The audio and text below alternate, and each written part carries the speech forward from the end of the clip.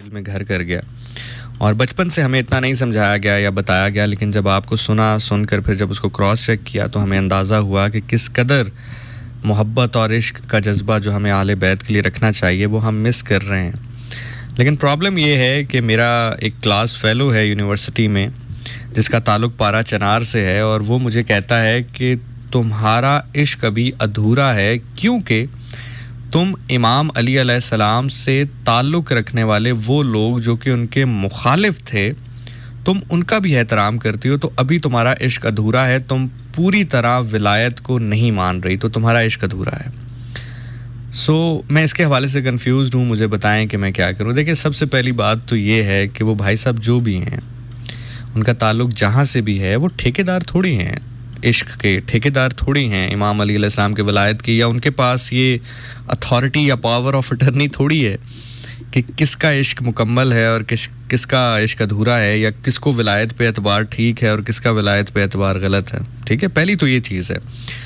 आपने उस शख्स को इतना इम्पॉर्टेंट क्यों गर्दाना है, ये अब आपने डिसाइड करना है। मेरे नज़दीक तो वो बात अगर सही भी कर रहा हो तो उसकी राय इतनी इम्पॉर्टेंट क्यों है, ये क्वेश्चन आपके लिए बड़ा इम्पॉर्टेंट है। कि अगर कोई एक शख्स उठ के कहता है कि आपका इश्क अधूरा है, तो उसको ही आपने प्रोफेसी क्यों देनी है, मतलब उसको ही ये साबित क्यों करना है कि आपका इश्क मुकम्मल है। पहला तो सवाल ये बनता है यहाँ पर। बाकी मैं जवाब देता हूँ जो उनका सवाल है।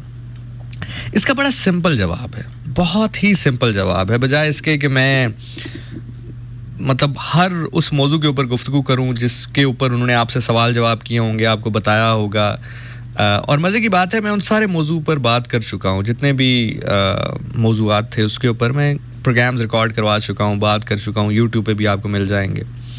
लेकिन इस वक्त एक लाइन में मैं आपको इसका जवाब देता हूं, आप यही जवाब उनके सामने रख दीजिएगा। मैं मानता हूं कि वो मानेंगे तब भी नहीं, और आपको मनवाना है भी नहीं, लेकिन आपके दिल की तसल्ली और तशफ़ी हो जाए इसलिए मैं जवाब दे रहा हूँ।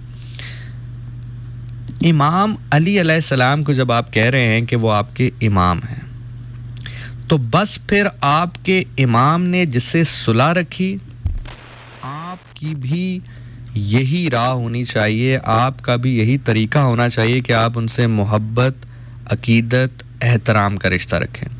और जिस पर आपके इमाम ने तलवार खींच ली, आपकी भी उससे दूरी होनी चाहिए। It is as simple as that. कोई क्या सोचता है, क्या नहीं सोचता, क्या जहन रखता है, क्या जहन नहीं रखता, इससे कोई फ़र्क नहीं पड़ता। इमाम अली अलैहिस्सलाम की ज़िंदगी आपके सामने है। इमाम अली अलैहिस्सलाम अगर जंगे सफ़ीन में तलवार निकाल सकते हैं तो बहुत पहले भी तलवार निकाल सकते थे।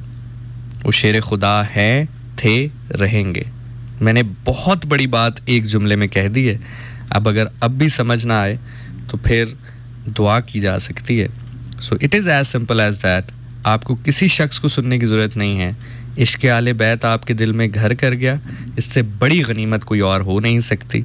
सो अब प्रॉब्लम हमारे यहाँ ये है कि हमारे जो लोग हैं ना, जो हमारी सोसाइटी, एज अ सोसाइटी हम चाहते हैं कि अगर कोई कहे कि आई एम ईटिंग लंच, तो हम कहते नहीं, तुम कहो कि तुमने दोपहर का खाना खाया।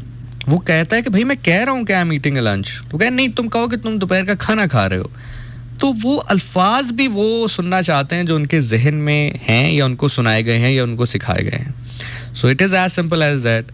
आप उसको इमाम मानते हैं तो इमाम का मतलब ही ये है कि जिसके साथ उसकी मोहब्बत थी, आप उसके साथ मोहब्बत और एहतराम का रिश्ता रखें। उस शख्स ने जो किया, नहीं किया, क्या मामला है, क्या मामला नहीं, अपने इमाम को इतनी रिस्पेक्ट तो दें कि उसके फैसले के पीछे खड़े हो सकें। I hope this is answer of your question.